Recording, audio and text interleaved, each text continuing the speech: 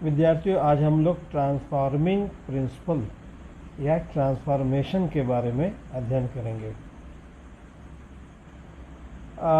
इस प्रयोग को ग्रिफिथ एक्सपेरिमेंट के नाम से भी हम जानते हैं। तो फ्रेडरिक ग्रिफिथ ने 1928 में एक प्रयोग किया।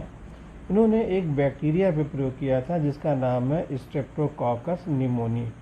इसको दरअसल अंडरलाइन होना चाहिए था। स्ट्रेप्टोकॉकस निमोनी या ऐसे का दूसरा नाम है न्यूमोकॉकस।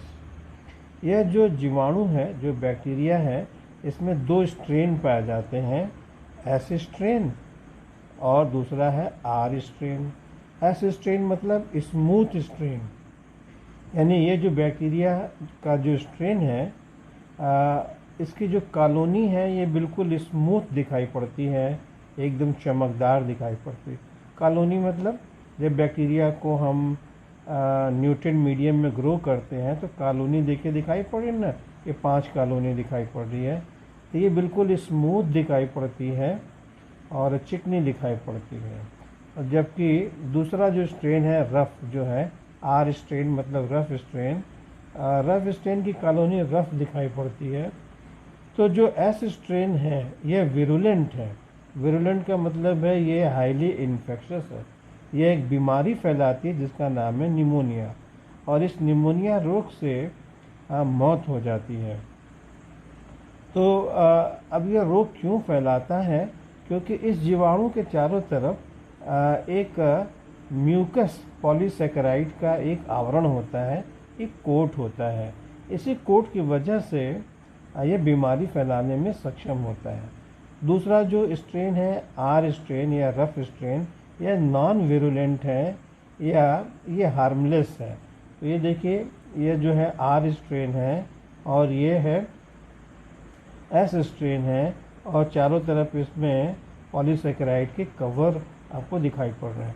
चलिए इसको हम लोग और बड़ा करके देखते हैं। तो बच्चों ये देखिए, ये जो है यह एक चारों तरफ एक कवर दिखाई पड़ रहा है, ये पॉलीसेकेराइड का कवर है। ये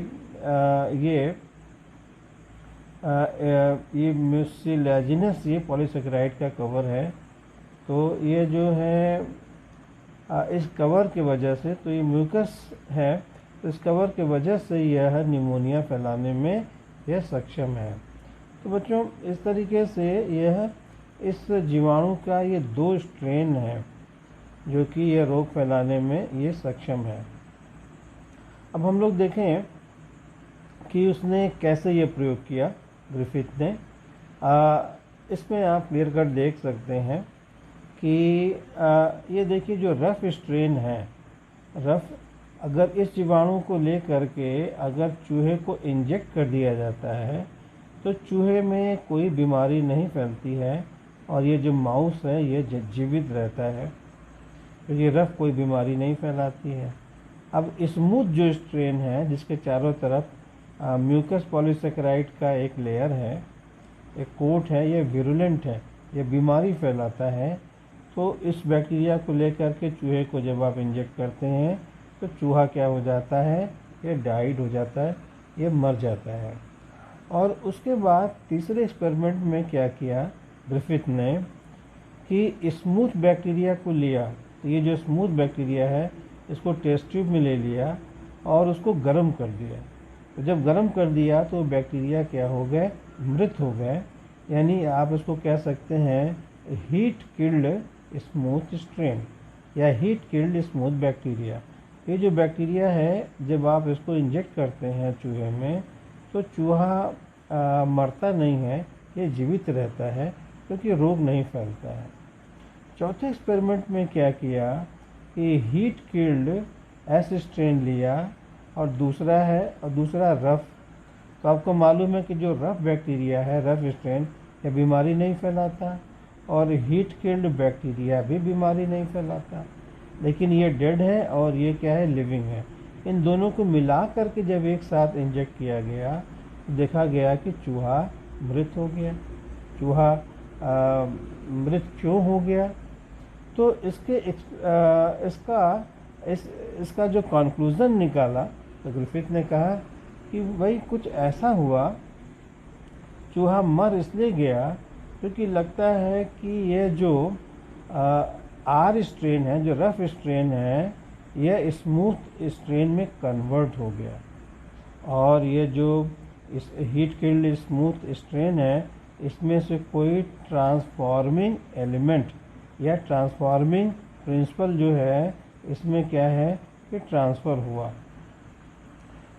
तो ग्रिफिथ ने कंक्लूड किया कि लगता है आर स्ट्रेन जो बैक्टीरिया है वह स्मूथ स्ट्रेन में यह रूपांतरित हो गया या ट्रांसफॉर्म हो गया, तभी तो वो बीमारी फैलाने में सक्षम था और चूहा मृत हो गया।